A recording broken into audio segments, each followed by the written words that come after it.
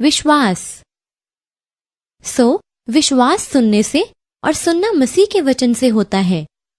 तू अपनी समझ का सहारा ना लेना, वरन संपूर्ण मन से यहोवा पर भरोसा रखना, उसी को स्मरण करके सब काम करना, तब वह तेरे लिए सीधा मार्ग निकालेगा। यीशु ने उससे कहा, यदि तू विश्वास कर सकता है तो विश्वास करने वाले के लिए सब संभव है। यदि कोई मसीह में है तो वह नई सृष्टि है, पुरानी बातें बीत गई हैं, देखो वे सब नई हो गईं। किंतु परमेश्वर के लिए कुछ भी असंभव नहीं। तुम्हारे विश्वास के अनुसार तुम्हारे लिए हो। अब विश्वास आशा की हुई वस्तुओं का निश्चय और अनदेखी वस्तुओं का प्रमाण है। पर यदि तुम में से किसी को बुद्धि की घटी हो तो परमेश्वर से मांगे, जो बिना उल्हाना दिए सबको उदारता से देता है, और उसको दी जाएगी। पर विश्वास से मांगे और कुछ संदेह ना करे, क्योंकि संदेह करने वाला समुद्र की लहर के समान है, जो हवा से बहती और उछलती है। ऐसा मनुष्य यह ना समझे कि मुझे प्रभु से कुछ मिलेगा। और विश्वास बिना उसे प्रसन्न करना असंभव है, क्योंकि परमेश्वर के पास आने वाले को विश्वास करना चाहिए कि वह है, और अपने खोजने वालों को प्रतिफल देता है। निदान जैसे देह आत्मा बिना मरी हुई है, वैसा ही विश्वास भी कर्म बिना मरा हुआ है। और जो कुछ विश्वास से नहीं वह पाप है। और मेरा धर्मी जन विश्वास से जीवित रहेगा, और यदि कोई पीछे हट जाए तो मेरा मन उससे प्रसन्न न होगा। वह मुझे घात करेगा तो भी मैं उस पर विश्वास रखूंगा। शांत रहने और भरोसा रखने में तुम्हारी सामर्थ है।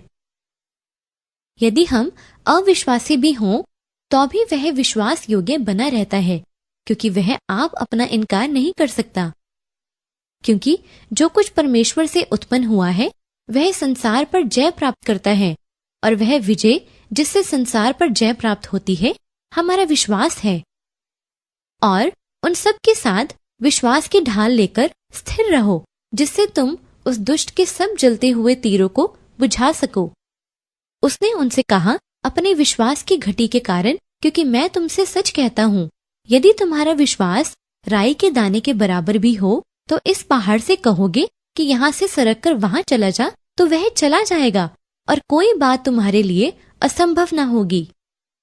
और विश्वास के कर्ता और सिद्ध करने वाले यीशु की ओर ताकते रहे, जिसने उस आनंद के लिए जो उसके आगे धरा था लज्जा की कुछ चिंता ना करके क्रूस का दुख सहा, और सिंहासन पर परमेश्वर के दाहिने जा बैठा।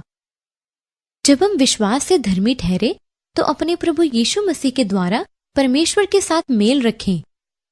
यीशु ने उसको उत्तर दिया कि परमेश्वर पर विश्वास रखो, और इस कारण तुम मगन होते हो।